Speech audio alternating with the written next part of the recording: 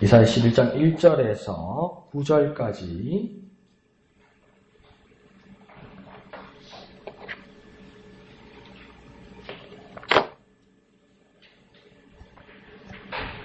이사야 11장 1절부터 9절까지 한음성으로 읽겠습니다. 시작. 이새의 줄기에서 한 싹이 나며 그 뿌리에서 한 가지가 나서 결실할 것이요.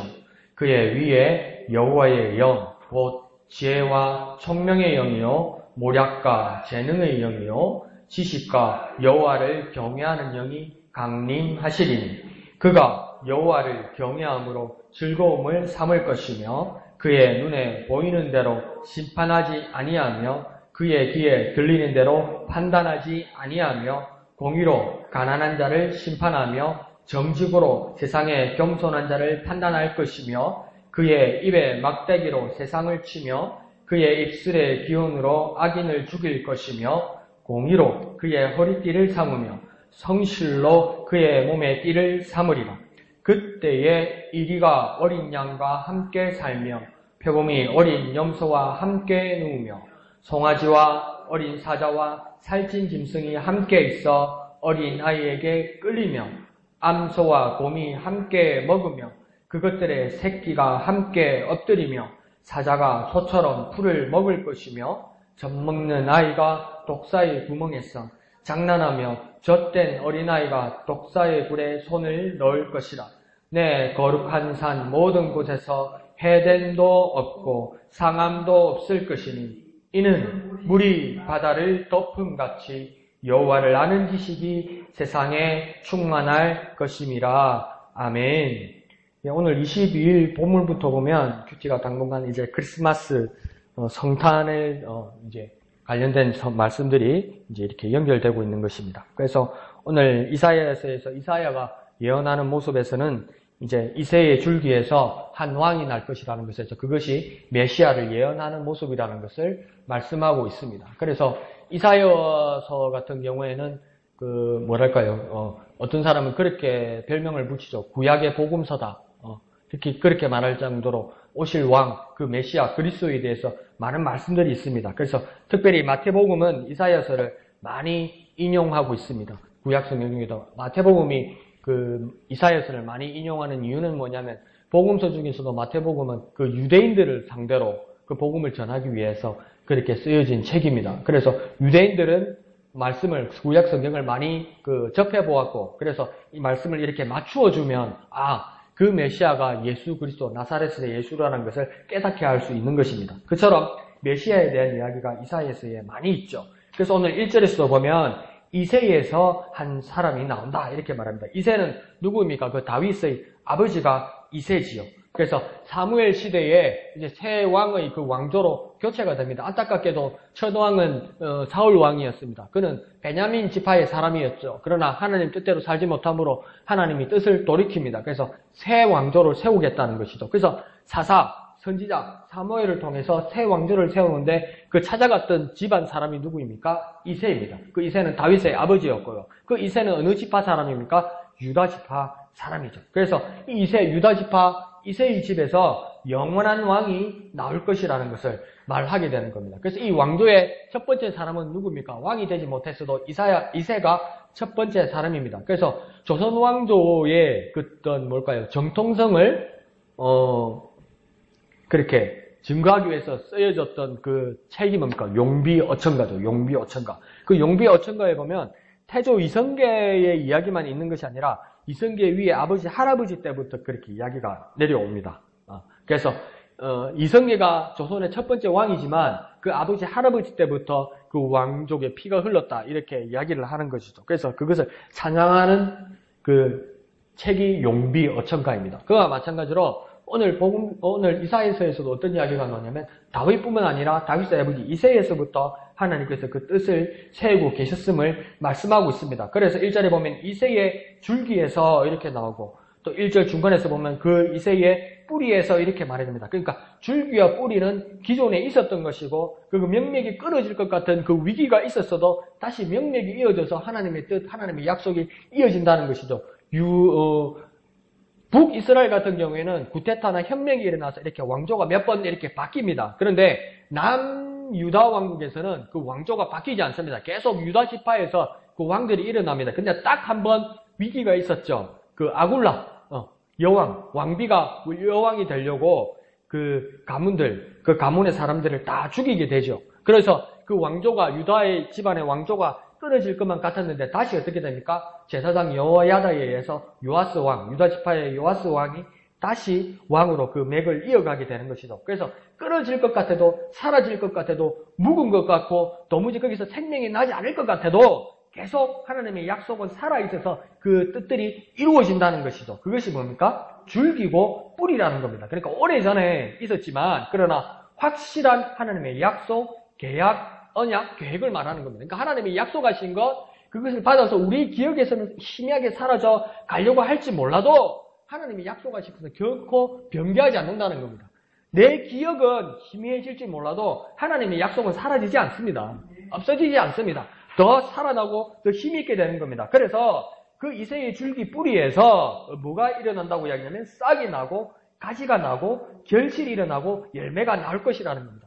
이 묵은 것에서 뭐가 날까? 뚱지 다 날아가고 뿌리만 있는데 이 죽은 것만 같은 줄기만 남아있는데 이게 뭐가 될까? 그런데 그러니까 겨울이 지나니까 술이 나고 막 잎이 나고 꽃이 피고 막 열매가 맺으려고 하더라는 거예요. 왜요? 생명이 있으니까 여전히 똑같습니다. 내가 예수 믿고 나서 우리 교회가 하나님의 뜻으로 인해서 이 교회에 섰는데 우리가 힘들어가고 어려워져 가고 희미해져 갈 때 우리의 믿음이 희미해질 수 있고 우리 기억들이 점차 사라져 갈 수 있어도 하나님이 주신 약속은 결코 사라지지 않는다는 거예요. 여전히 그 자리에 있다는 거예요. 살아있는 그것에서 뭡니까? 싹이 나고 줄기가 나고 결실과 그 열매를 맺게 된다는 것입니다. 그러니까 우리가 힘들지라도 우리가 어려울지라도 우리의 마음이 희미해질지라도 하나님의 약속은 결코 변하지 않습니다. 그래서 이새의 가문에서 이 다윗의 왕조를 따라 그러면서 새로운 왕이 날 것이다 이렇게 말하는 겁니다.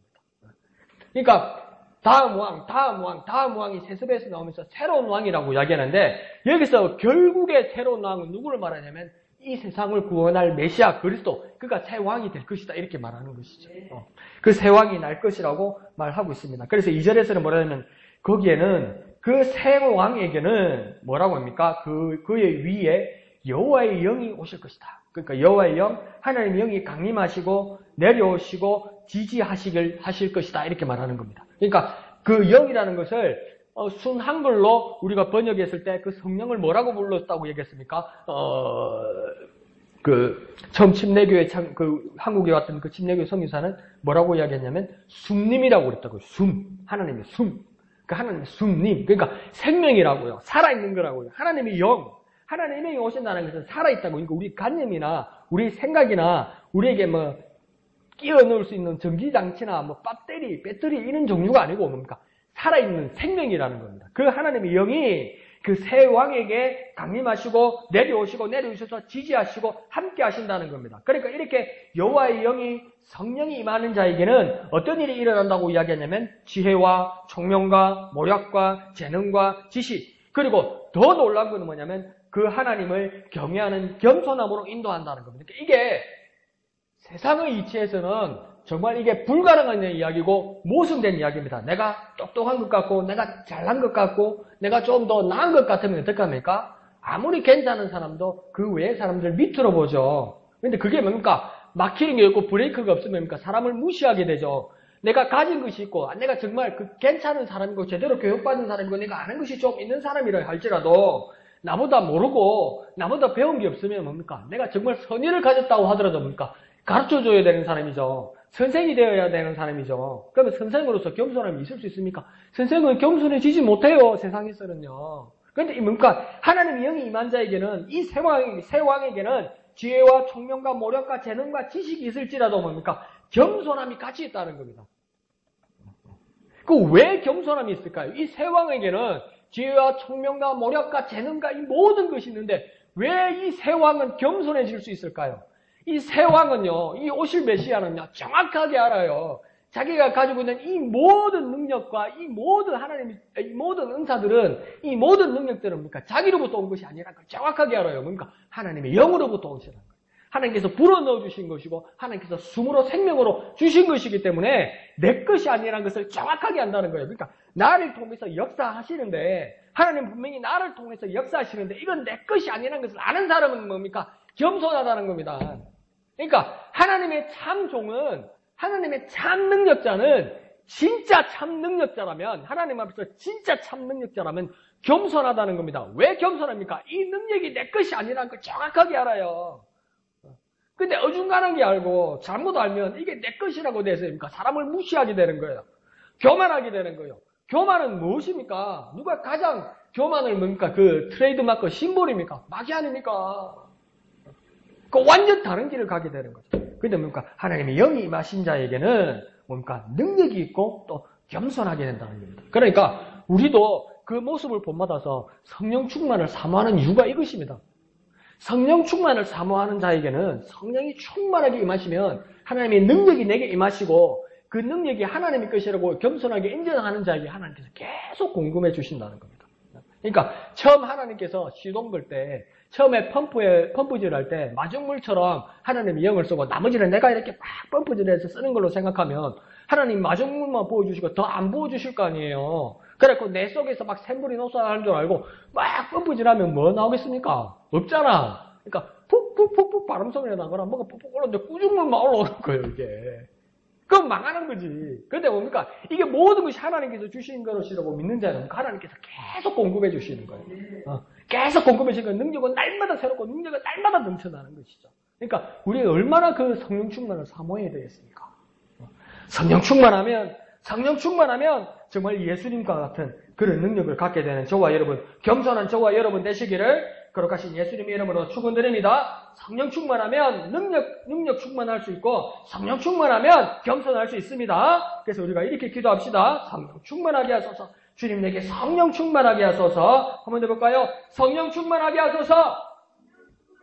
성령 충만하게 하소서. 그러니까 하나님의 사람으로서 가장 이상적인 모습이 뭐냐면 성령 충만한 사람입니다. 성령 충만, 가장 이상적인 사람입니다. 하나님의 능력, 하나님의 생명으로 살고 계속 하나님 것으로 공급되어서 겸손한 사람이 되는 겁니다. 그런 삶을 살아가는 저와 여러분, 성령 충만한 저와 여러분 되시기를 부탁드립니다. 자, 그래서 이 결실로, 이 열매로서 여호와의 영이 임한 새 왕은 어떤 일들이 일어난다고 3절에서 4절까지 이야기하냐면 먼저 그 새 왕의 즐거움이 뭐냐면 여호와를 경외하는 것이다. 인생의 낙이 뭐냐면 이 새 왕의 인생의 낙은 뭐냐면 여호와 하나님을 즐거워하는 거라는 거예요. 하나님을 즐거워하라는 거예요. 그런데 우리 그리스도인들, 우리 교인들의 낙은 뭡니까? 하나님 앞에 기도 잘해서 하나님 앞에 응답받아서 하나님 주신 것으로 누리는 것이 꿈이잖아요. 근데 이 새 왕은 하나님의 영이 임한 이 새 왕은 인생의 즐거움은 뭐냐면 하나님이 주신 것을 먹고 즐기는 그것보다도 더 큰 게 있다고 하는데 그 즐거움은 뭐냐면 하나님 자체로 즐거워한다는 거예요. 하나님 내게 계신 것, 그 하나님이 나와 함께 하신 그것 자체로 즐거워한다는 거예요. 뭔가 한 단계 더 올라간 것 같죠. 그러니까 우리의 모습에서도 신앙에서 한 단계를 더 올라갈 수 있어요. 이것도 뭐 훌륭한 분이죠. 기도해서 하나님의 능력으로 살고, 기도해서 하나님의 생명으로 살고, 기도해서 하나님 주신 것으로 살고, 그런 삶을 사시기를 예수님으로 축원드립니다. 그와 더불어 한 단계 이제 더 올라가서 그 하나님을 즐거워하는 것이 내 인생의 낙이 되기를 소원합니다. 그 하나님이 나에게 영원한 즐거움이 되시기를 그리스도 예수 이름으로 축원드립니다. 그래서 이 즐거움이 여호와를 경외하는 것이라고 이야기합니다. 그리고 4절에서는 뭐라고 이야기하냐면 공의로 가난한 자를 심판하고, 이 말은 무엇이겠습니까? 정의로움으로, 공평함으로 가난한 자들을 심판하는 것. 네가 가난하게 된 것은 이 잘못이다 이렇게 말하는 게 아니고요. 가난한 자의 억울함을 풀어준다는 겁니다. 가난한 자의 억울함을 풀어준다는 것이죠. 그와 더불어 또 뭡니까? 정직으로 겸손한 자를 판단한다. 하나님 앞에서 정직한 자를 겸손함으로 판단한다.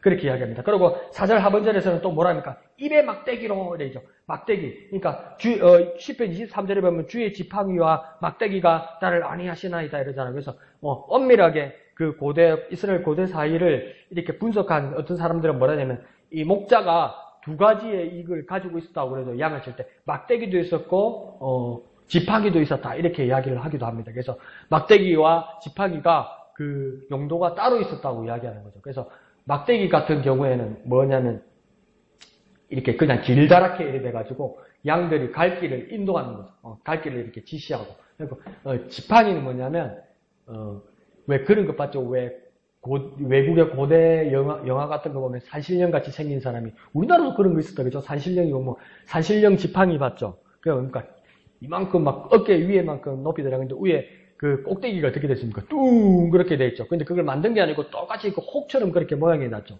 그러니까 그게 뭡니까? 망치처럼 쓰는 거죠. 그러니까 막 살아온 짐승들, 맹수들이 오면 양을 지키려고 그렇게 싸우는 무기가 되는 것이죠. 그래서 여기서 주의 지팡이라는 것은, 주의 막대기라는 것은 뭐냐면 말씀의 능력에 대해서 바른 길로 우리를 인도하신다는 겁니다.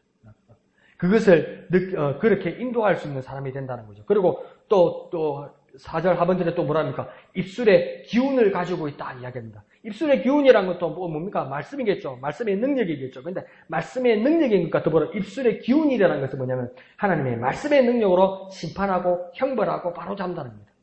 말씀의 능력으로 바로잡는다는 거예요. 말씀의 능력으로 심판한다는 거예요. 말씀의 능력으로 그 모든 것을 보여주신다 이 말이죠. 그래서 요한계시록에서도 뭐라고 합니까? 그 심판자로 오신 그 메시아, 심판자로 오신 그리스도의 입에서 뭐가 나온다고 합니까? 악한자를 향해서 입에서 검이 나온다고 이야기하잖아요. 그러니까 막 그 사람 뭐 그림을 그리면 만화처럼 그리는 거예요. 악한자를 심판할 때 예수님이 이러면 그 뭐 소롱옥의 4, 5점은 입에서 뭐가 나옵니까? 나방이 이래 나오잖아요. 예수님은 이렇게 칼이 나가지고 뿅뿅뿅뿅뿅 맞춰가지고 막 다 죽는다 이렇게 이야기하는데 몰라요. 뭐 나도 안 가봐서 모르겠는데 나도 아직 안 당해봐서 모르겠는데 그러니까 그런 것보다도 주님의 말씀이 능력이기 때문에 주님의 말씀이 심판하신다는 겁니다. 그렇게 말씀이 능력이라는 겁니다. 그래서 그 입술의 기운을 가지고 계시다 이렇게 말하는 거죠. 그러니까 말씀에 대해서 이렇게 뭔가 보여주는 것이죠. 그래서 진리의 말씀과 말씀의 능력 그것을 같이 보여주는 겁니다. 뭘까요? 진리의 말씀, 말씀의 능력. 뭐예요? 진리의 말씀, 말씀의 능력. 한 번 더요. 진리의 말씀, 말씀의 능력. 그것이 누구에게 있다고 이야기하는 겁니까? 이 세왕에게 있는 것이고 우리가 고백할 때는 뭡니까? 이 진리의 말씀, 말씀의 능력이 그리스도에게 있다.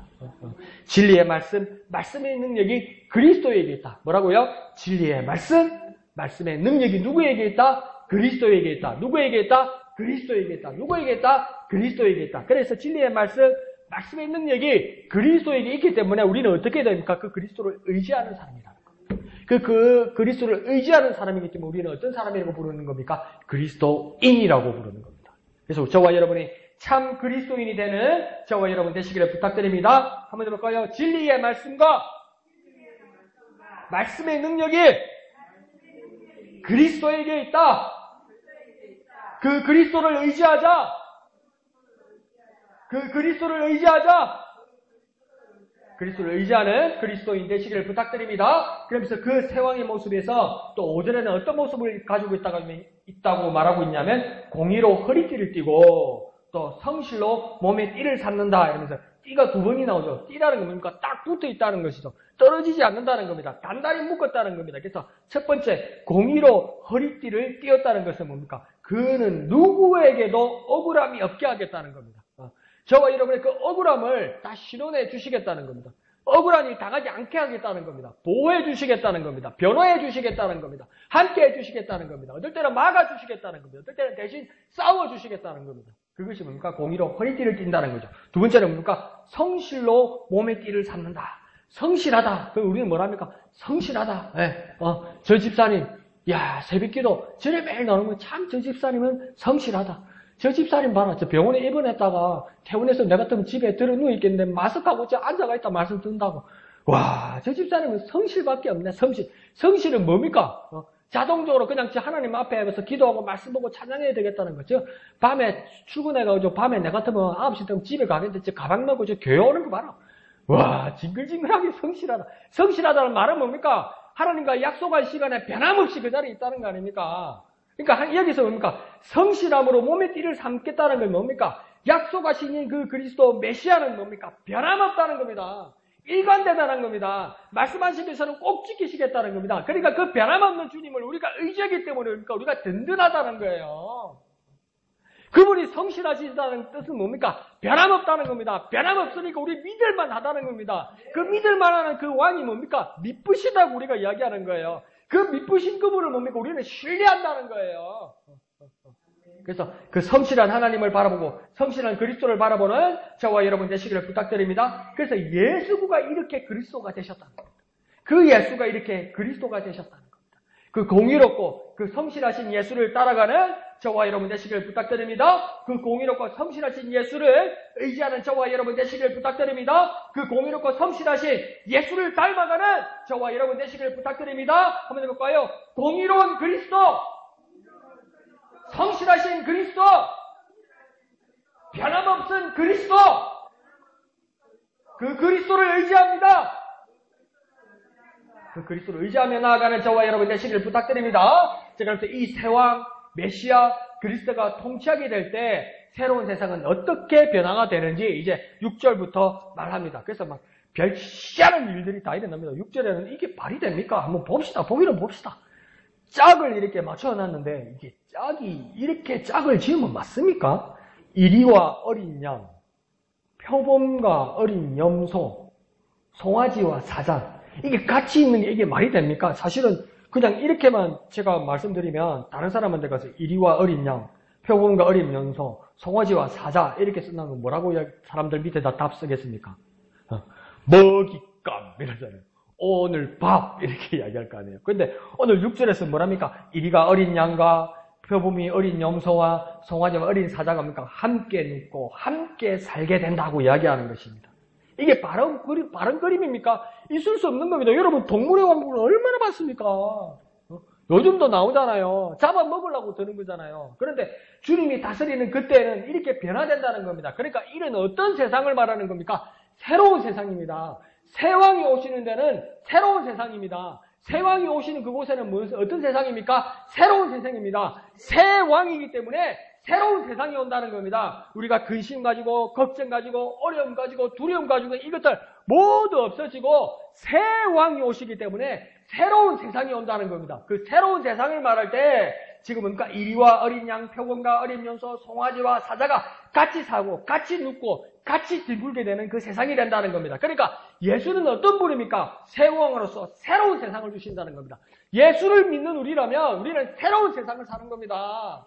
우리가 예수 믿는 우리가 어려움을 가지고 두려움을 가지고 아직 과거를 돌아본다면 예수를 새 왕으로 모시고 있지 않는 거예요. 예수를 아직도 왕으로 모시고 있지 않는 거예요. 세상을 다스리고 세상을 지배하고 거짓을 행하는 그 마귀를 아직도 마귀 모습, 마귀 그림자 가운데서 마귀 지배 가운데서 살고 있고 그것을 벗어나지 못하고 있는 거예요. 근데 우리의 왕은 누구이십니까?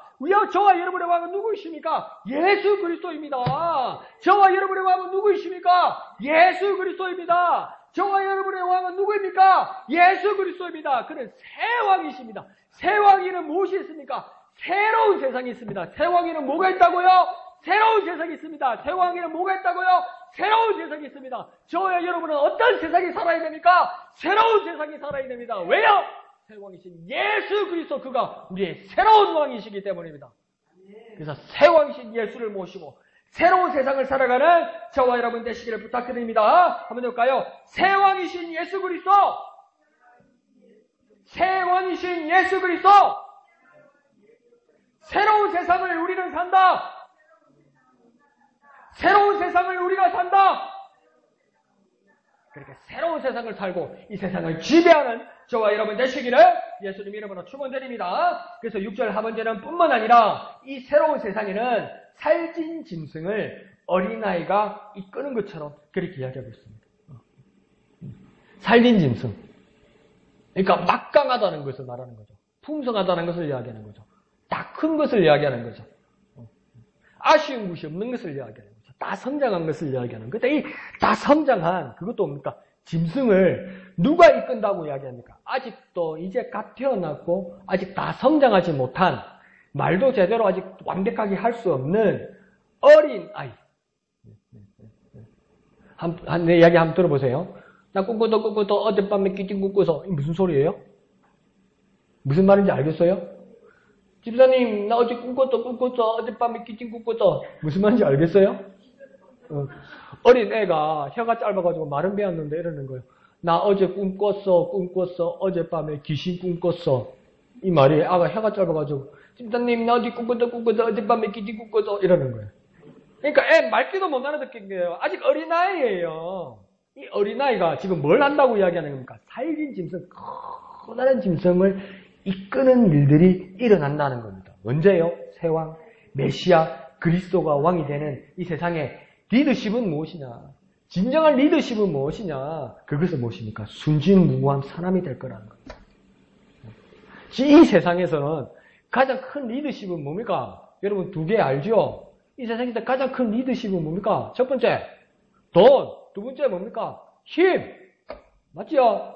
첫 번째는 뭡니까? 돈. 두 번째 힘 아닙니까? 그렇죠? 그러니까 짐 로저스라는 세계적인 투자자가 있어요. 짐 로저스는 세계적인 투자자가 요번에 뭐 어디 라디오에서 인터뷰를 하면서 그 이야기를 했어요. 자기는 이제 이 남북 관계가, 대한민국의 남북 관계가 좋아지면 이제는 자기가 투자를 이 한반도에 하겠다는 것이죠. 이만큼 안정된 데가 없대요. 일본은 부강한 나라일지라도 지진이 많이 나잖아요. 그래서 그게 불안하대요. 중국이 더 큰 나라고 시장이 넓어도 아직도 그 경제체제가 사회주의이기 때문에 불안해서 돈을 다 못 가지고 갈 것 같아요. 그래서 제일 안정된 땅이 이제는 뭐가 되냐면 대한민국의 남북이 된다고. 이때까지는 불안했대요. 전쟁의 위험 때문에. 근데 지금 뭡니까? 휴전에서 남한군, 북한군 악수하고 같이 왔다 갔다 사고 이파리 이제 전쟁 나겠습니까? 안 나죠. 그러니까 제일 가능성이 높은 나라라는 거예요. 투자하기가. 그래서 자기는 투자하겠대요. 그러면서 앵커가 이렇게 물어봤습니다. 그래도 아직 미국의 영향권 아래 있는 우리가 어떻게 이 일을 미국과 잘 해결해 나가면 좋겠느냐. 그러니까 짐 로저스라는 사람이 미국 사람입니다. 근데 이 사람이 뭐라냐면 당신 잘 들어라. 한민족은 이 한반도에서 당신 역사를 통해서 남북이 5천년을 여기서 살았다. 근데 미국이란 정부는 이 한반도에 영향을 끼친 지가 70년밖에 안 됐다. 그러니까 이 한반도의 주인이 누구냐? 당신들 한반도 사람들이다. 정 미국이 마음에 안 들면 너희끼리 잘 지내라 차버리고 이러는 거 웃으면서. 그러니까 진정한 그러니까 웃으면서 우리 그렇게 할 수는 없죠.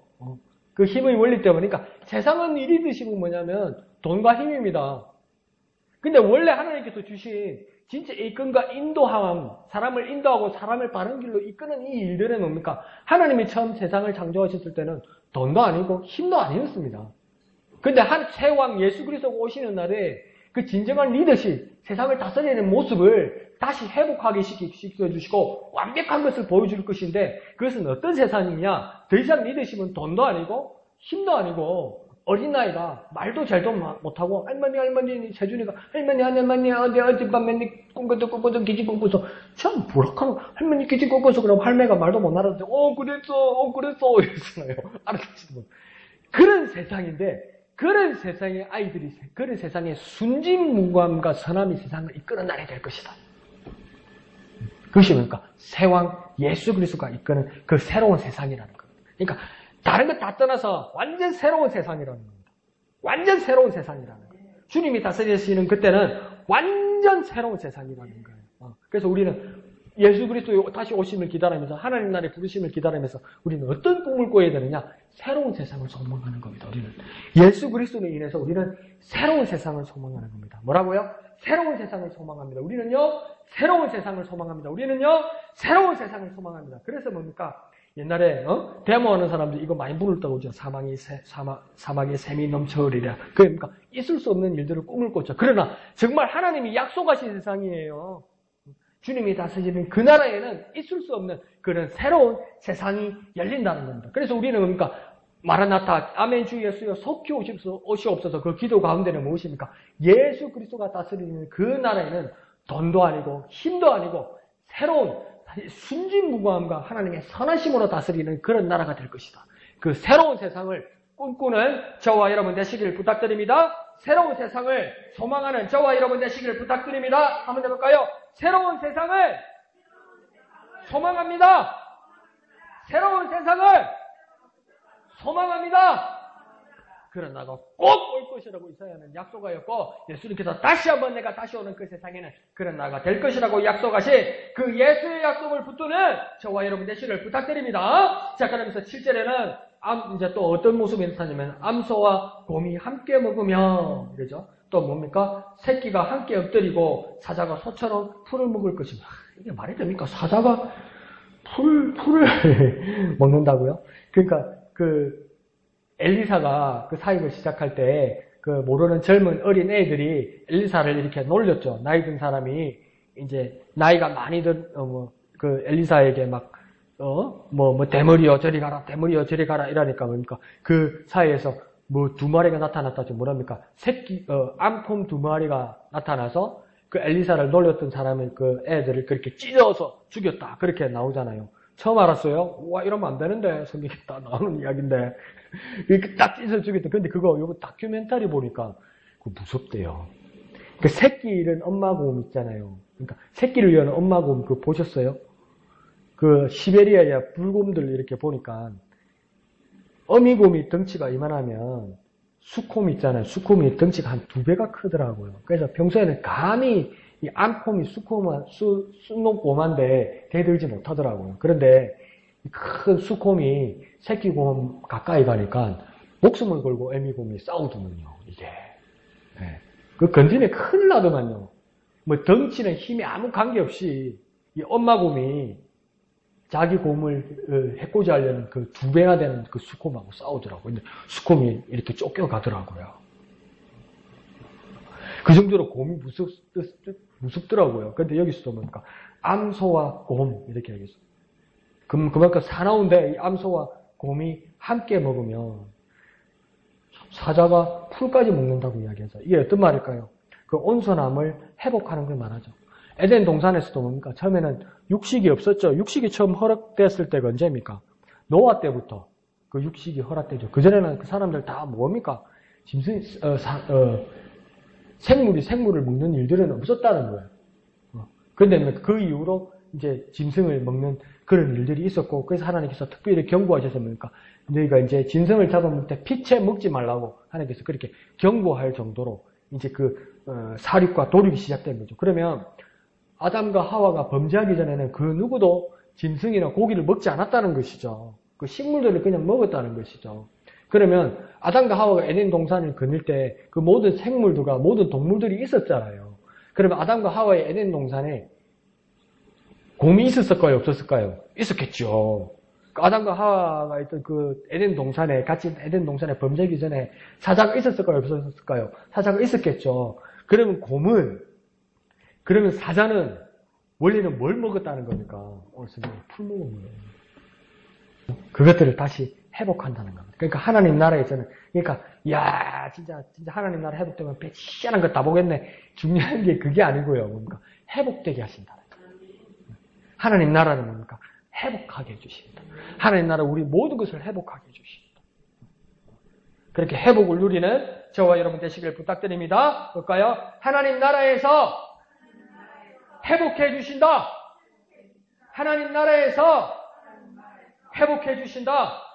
그래서 하나님께서 회복하게 해주시는 그 역사를 오늘 그래서 아까 무슨 찬양을 불렀습니까? 약한 나로 강하게, 가난한 날 부하게, 눈먼 날 볼 수 있게 주 내게 행하셨네. 호산나 호산나. 그 다음 뭡니까? 죽임당한 어린 양 호산나 호산나. 예수 다시 사셨네. 그 예언이 예수 그리스도의 죽으심과 살으심으로 말미암아 그 에덴 동산의 처음에 그 원래의 모습으로 회복하게 해주신다. 그러니까 에덴 동산을 회복하고 그 길로 다시 갈 수 있는 유일한 길은 누구입니까? 내가 곧 길이요 진리요 생명이라고 말하는 누구를 통해서 가게 되는 겁니까? 예수 그리스도를 통해서 가는 겁니다. 예수 그리스도를 통해서 하나님 나라를 회복하게 해주신다는 겁니다. 그 예수 그리스도가 길이 되시기 때문입니다. 그 예수가 진리가 되시고 그 예수가 생명이 되시기 때문에 우리는 예수 그리스도를 통해서 하나님 나라를 회복하게 해주신다는 겁니다. 그 예수 그리스도의 이름으로 하나님 나라의 회복된 하나님의 나라를 마음껏 누리는 저와 여러분 되시기를 부탁드립니다. 약한 나는 강하게 됩니다. 가난한 나는 부유하게 됩니다. 눈먼 내가 눈을 뜨게 되는 예수 그리스도의 능력, 예수 그리스도를 통한 하나님 나라를 마음껏 누리는 하나님 나라를 소망하는 저와 여러분 되시기를 부탁드립니다. 자, 그러면서 8절에는 2번이나 반복하면서 그 위험한 모습에 도전하게 됩니다. 독사의 굴에 뭘 넣는다고 지금 이야기합니까? 지금 무슨 짓 하는 겁니까, 이게? 손을 넣는데요. 자, 독사의 굴이 있어요. 독사의 구멍이 있어요. 거기다가 지금 손을 넣는다면 우리는 지금 뭐 하는 짓이라고 얘기했습니까? 아나 물어라, 이 짓 아니에요. 독사야, 나를 물어라, 이 짓밖에 더 되겠어요. 그러니까 사도행전 끝에도 보블리에가 있던 섬에 난파에서 바울이 갔을 때 막 장작에다 불을 떼고 이렇게 하니까 그러니까 독사가 어떡합니까? 바울을 물었지요. 그걸 바울을 물으니까 그 동네에 있던 원주민들이 뭐랍니까? 저 사람이 큰 죄를 지어서 독사가 물게 됐다. 저 사람 죽을 거라고 그랬잖아요. 근데 바울이 죽지 않았잖아요. 근데 모든 사람들의 인식에서는 뭡니까? 물면 죽어요. 뭐가요? 독사를 물면 죽어요. 독 때문에요. 그러니까 독사는 물면 죽으니까, 독사에 물리면 죽으니까 독사 가까이 가면 됩니까? 안 됩니까? 안 가요. 저에게 독사가 보이면 어떻게 됩니까? 피해야 되는 거예요. 근데 지금 뭔 짓 하고 있습니까? 독사굴에, 독사구멍에 뭡니까? 손을 넣었대요. 이거 뭡니까? 알아 물어라, 알아 죽이라, 이거밖에 되겠습니까? 근데 누가 손을 넣었다고 이야기합니까? 기가 막히게. 예. 젖먹이 아이가, 어린아이가 손을 넣었대요. 이게 무슨 짓을 한 겁니까? 철없는 애가 그러면 말리고 혼내고 위험을 바로 가르쳐줘야죠. 그런데 뭡니까? 오늘 본문은 아기가 독사구멍에 손을 넣는다고 이야기합니다. 그 모습을 뭐라고 8절에서 이야기합니까? 어린아이가 독사구멍에 손을 넣을 것이다. 그게 뭐 어떤 말입니까? 젖먹는 어린아이가 독사의 구멍에서 뭐 한다고 이야기합니까? 손 넣으면서 장난한다고 이야기해요. 장난. 독사구멍에 손을 넣는 게 장난하는 거라고 해요. 장난할 게 따로 있지. 독사구멍에다 손을 넣는 그게 장난질입니까? 죽는 짓이지. 근데 그 하나님이 회복하시는 그 나라에는 뭡니까? 독사굴에 손을 넣어도 그게 장난거리가 된다는 거예요. 자, 그러면 저와 여러분이 정답을 가지고 있지는 않지만 한번 상상을 해봅시다. 독사는 왜 독사입니까? 말 그대로 뭘 가지고 있기 때문에 독사입니까? 독을 가지고 있기 때문에 독사라고 이야기하는 거예요. 뱀 사자를 쓰는 거예요. 그죠? 뱀 중에도 독을 가지고 있기 때문에 그 뱀은 뭐라고 부르는 겁니까? 독사라고 이야기해요. 그러면 하나님 나라를 하나님께서 완벽하게 회복하셨어요. 그래서 더 이상 공격하지도 않고 누구를 잡아먹지도 않을 거예요. 그러면 그 하나님의 나라의 동산에도 독사는 여전히 있습니까? 없습니까? 여전히 있어요. 그러면 그 뱀은 여전히 뭐라고 불러야 됩니까? 독사라고 불러야 돼요. 왜요? 독을 가진 뱀이니까. 그럼 하나님 나라에 설사 어린아이의 손을 물지 않더라도 그 뱀은 독이 있겠습니까? 없겠습니까? 있다고? 없다고? 네, 있을 수도 있고 없을 수도 있을 것 같아요. 그런데 없다고 생각하는 분은 뭐냐면 공격성은 이제 더 이상 하나님 나라에 없으니까 온화함과 순진함을 회복하는 그 나라니까 옛날에 독사였다. 제가 옛날에 독사였다 해서 독사로 쓸 수도 있고 그래도 독사로 여전히 부르려면 하나님 나라에서 독사를 넣어도 여전히 부르려면 몸에는 입속에는 독이 있겠지. 그런데 물지 않는 거겠지. 그렇게 상상할 수도 있는 거예요. 그러니까 하여튼 별 희한한 일이 다 있는 거예요. 왜요? 그 새 나라에는 하나님의 나라에는. 그런데 손을 넣는 일을 뭐라고 이야기합니까? 철없는 애가 장난하는 것이라고 이야기하는 거예요. 그러니까 지금 이 세상에서는 독사굴에 손을 넣으면 위험한 것인데 그 하나님의 나라에서는 장난거리가 된다는 거예요. 다시 말하면 놀잇감이 된다는 거예요. 재미거리가 된다는 거예요. 즐거움거리가 된다는 거예요. 기쁨으로 변한다는 겁니다. 그러니까 그 하나님의 나라에서 그 날에는 위험하던 것이 기쁨으로 변한다는 거예요. 그 하나님의 나라에서는 정말 위험하다고 하지 말고 해서는 안 된다고 두려워하고 무서워하고 공포스러워하던 그 모든 위험한 것들이 무엇으로 변한다는 겁니까? 기쁨으로 변한다. 우리가 두려워하던 이 모든 것들이 뭘로 변하는 겁니까? 기쁨으로 변한다. 우리가 무서워하던 이 모든 것들이 무엇입니까? 기쁨으로 변한다. 어머니, 할머니, 할아버지가 에베에베 손대지마 하던 이 모든 것들, 가까이 가지도 못하게 하던 이 모든 것들이 무엇으로 변한다? 기쁨으로 변한다. 어디에서는요? 그 하나님의 나라에서는, 주님이 다스리는 그 나라에서는 위험하던 모든 것이 기쁨으로 변하게 된다. 그래서 우리는 그 소망을 가지고 오늘도 살아가고 있는 것입니다. 그 하나님 나라에 나를 부르실 거라고 믿고 우리는 그것을 소망하는 겁니다. 그러니까 그 나라에는 어떤 일이 일어나는 겁니까? 위험하던 것이 기쁨으로 변한다. 그 나라에는요, 위험하던 것이 기쁨으로 변한다. 한번 해볼까요? 그 날에는 위험하던 것이 기쁨으로 변한다. 그 날에는 위험하던 것이 기쁨으로 변한다.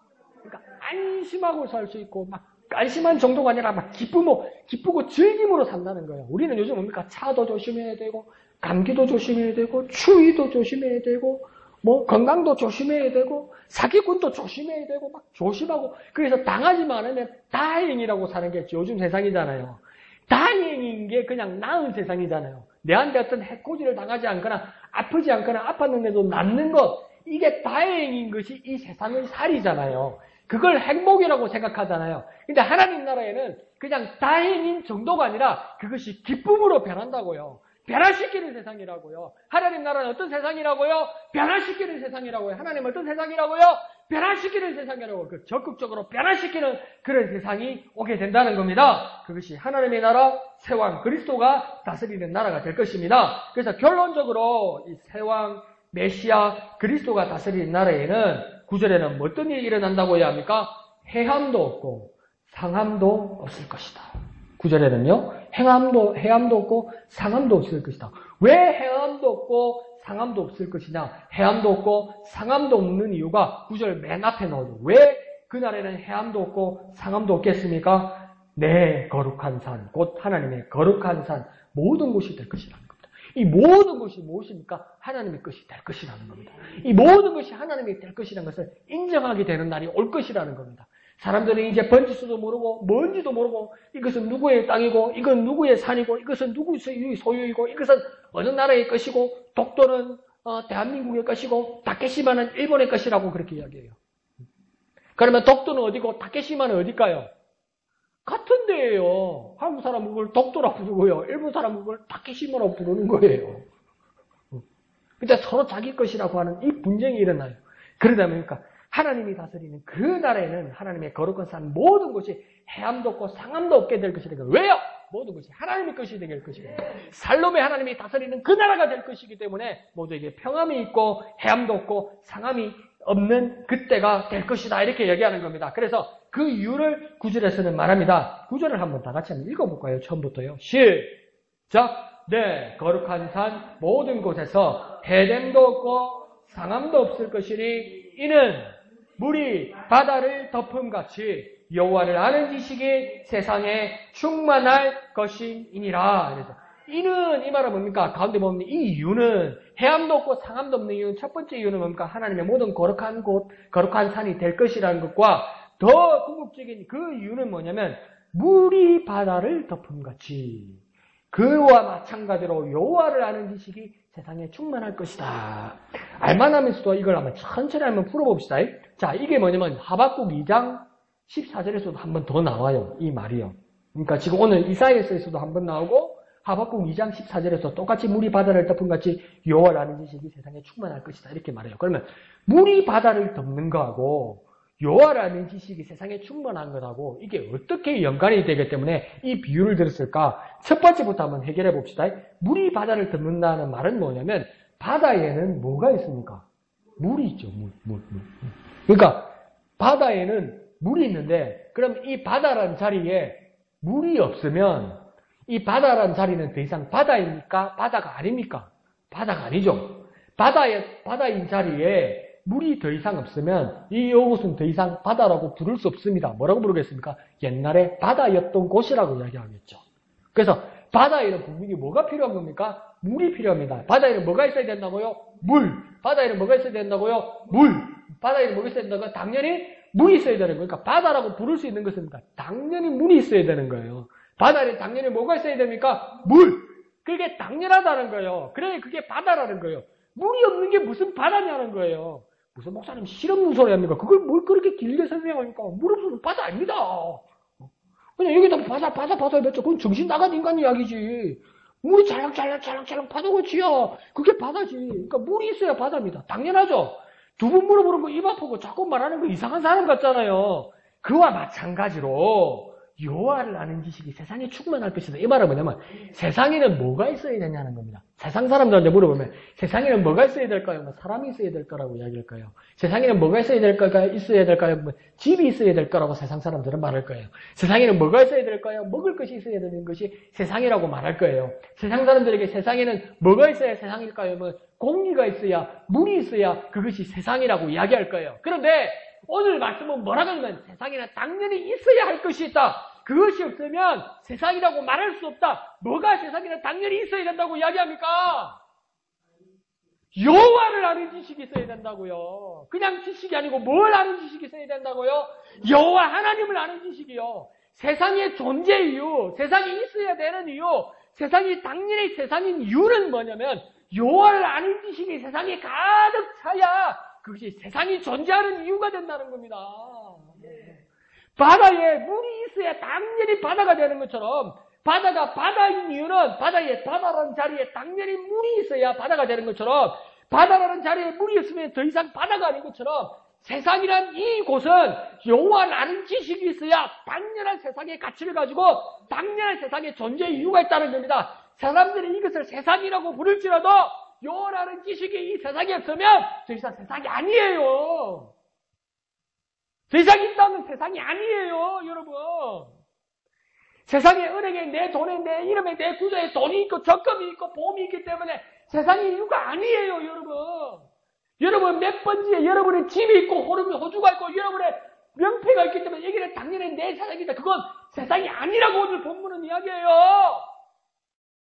그리스도인이면 착각하고 살면 안 된다는 거예요. 주민등록도 어느 동, 몇 동, 몇 반, 몇 번지 이기 때문에 내가 존재하기 때문에 이곳은 세상이라고 말하면 그리스도는 그렇게 말하면 안 된다는 거예요. 참 하나님의 자녀가 세상이 있는 이유는 세상이 존재하는 이유는 무엇이냐? 요한 아는 지식이 이 땅에 가득할 때 진짜 세상이 된다는 겁니다. 우리는 완전한 세상이 된다는 거예요. 근데 그리스도인이 뭘 바라보고 있습니까?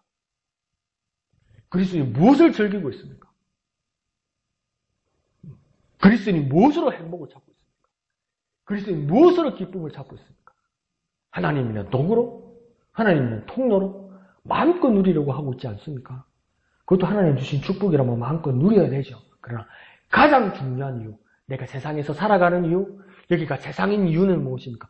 요한을 아는 지식이 가득 차게 될 때 이곳이 참 세상이 된다고 이야기하는 겁니다. 그러니까 세상이 존재하는 마땅한 이유와 근거는 뭐냐?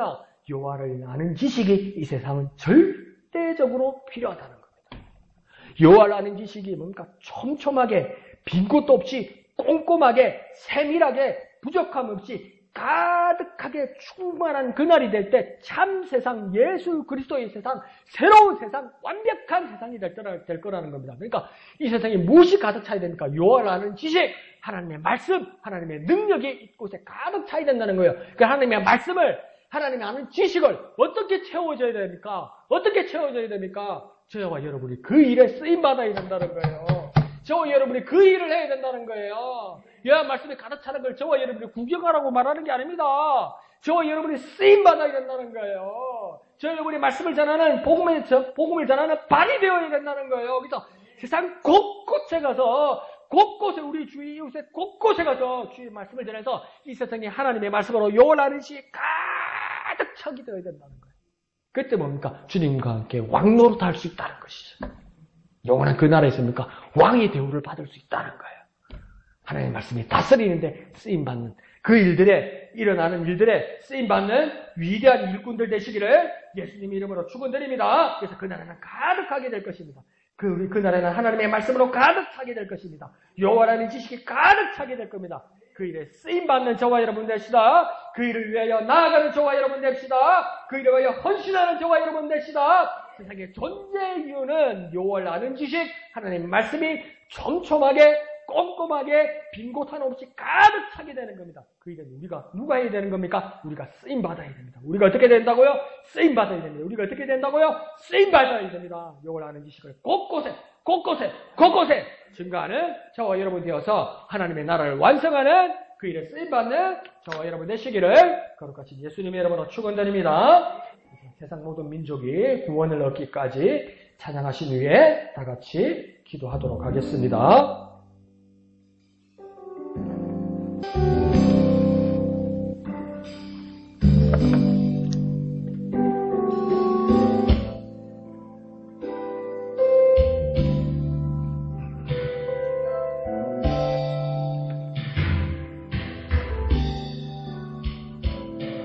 세상 모든 민족이 구원을 얻기까지 쉬지 않으시는 하나님, 주의 심장 가지고 우리 이제 일어나 주 따르게 하소서. 세상 모든 육체가 주의 영광 보도록 우릴 부르시는 하나님,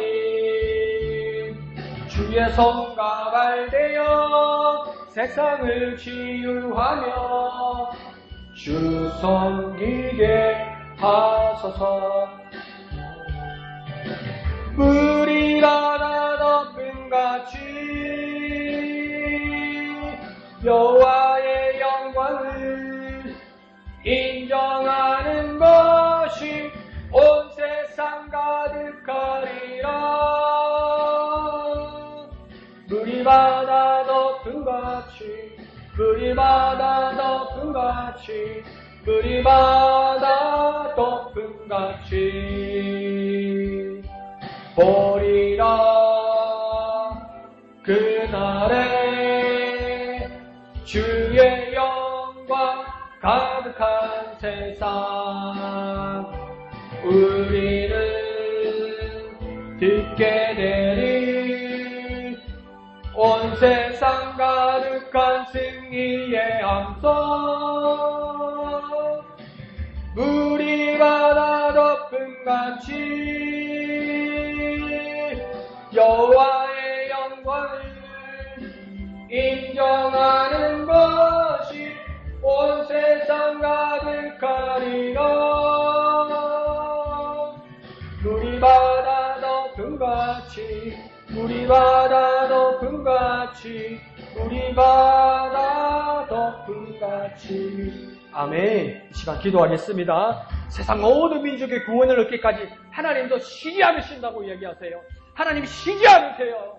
하나님 쉬지 않으세요. 바다에 물이 계속 차있게 하기 위해서 비도 내리고 수증기도 올라가고 그 모든 일들이 부단하게 일어나듯이 세상 모든 민족이 구원받기까지 하나님 쉬지 않으시는데, 쉬지 않으시는 하나님을 본받아 우리도 주의 복음을 전하는 저와 여러분이 되어야 할 것입니다. 여호와라는 지식이 세상에 가득 차는데 쓰임받는 저와 여러분이 되셔야만 할 것입니다. 예수님 다시 오실 때 회복하는 그 나라에 같이 왕노릇하기 위해서는 이 세상에서 하나님께서 우리에게 주신 사명 잊지 말고 쉬지 않으시는 하나님처럼 우리는 일해야 될 것입니다. 예수의 복음을 세상 곳곳에 빈 곳 없이 증거할 수 있는 저와 여러분 되시기를 부탁드립니다. 쉬지 않으시는 하나님처럼 물이 바다를 덮음같이, 물이 바다를 덮음같이 여호와의 영광을 인정하는 모든 지식이 온 세상에 가득할 수 있도록 그 일에 쓰임받는 우리 되게 하여 주시옵소서. 그 일에 쓰임받는 우리 되게 하여 주옵소서. 그 일에 순종하는 우리 되게 하여 주시옵소서. 주님 이름 크게 한번 부르고 다 같이 기도합니다. 주여! 물이 바다 덮음같이, 물이 바다 덮음같이 여호와를 인정하는 그 지식과 그 고백이 온 세상에 가득할 수 있도록 나를 사용하여 주시옵소서. 나에게 역사하여 주옵소서. 내가 그 일에 헌신하게 하여 주옵소서. 여호와를 아는 지식을, 주의 말씀을, 예수의 복음을 증거하는 우리가 되게 하여 주시옵소서. 쉬지 않으시는 하나님처럼, 쉬지 않으시는 하나님을 본받아 주의 복음을 증거하는, 주의 복음을 증거하는 우리가 되게 주여 역사하여, 주여 역사하여, 주여 역사하여 주시옵소서. 주님 붙들어 주시옵소서. 나를 사용하여 주시옵소서. 주님을 의지합니다. 세상 모든 민족이 구원을 얻기까지 쉬지 않으시는 하나님, 주의 심장 가지고 이제 우리 일어나 주 따르게 하소서. 세상 모든 육체가 주의 영광 보도록 우릴 부르시는 하나님, 주의 손과 발되어 세상을 치유하며 주 섬기게 하소서. 아멘. 물이 바다 덮음같이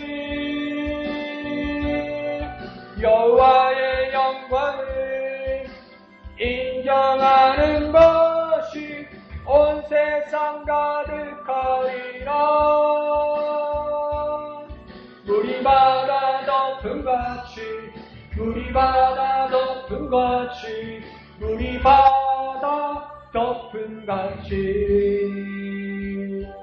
오리라 그날에 주의 영광 가득한 세상 우리는 듣게 되리 온 세상 가득한 승리의 함성 물이 바다 덮음같이 여호와의 영광을 인정하는 것이 온 세상 가득하리라 물이 바다 덮음같이 물이 바다 덮음같이 물이 바다 덮음같이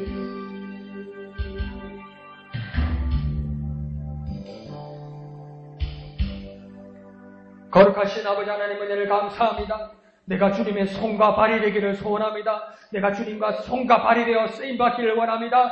내가 주님의 손과 발이 되어 세상을 향하여 주의 복음을 증가하는 자 되기를 원합니다. 쉬지 않으시는 하나님, 쉬지 않으시는 하나님, 그 하나님을 본받아 쓰임받는 우리 되게 하여 주시옵소서. 물이 바다를 덮음같이 물이 바다에 가득함같이 여호와의 영광을 인정하는 것, 여호와의 영광을 아는 지식을 온 세상에 증거하는 우리가 되게 하여 주시옵소서.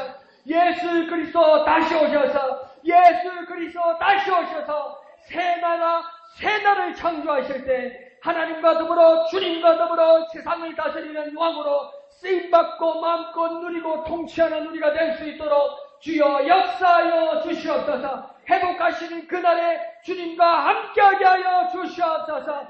통치하시는 그날에 주님과 함께하는 우리가 될 수 있도록 이날 우리가 쓰임받게 하여 주시옵소서.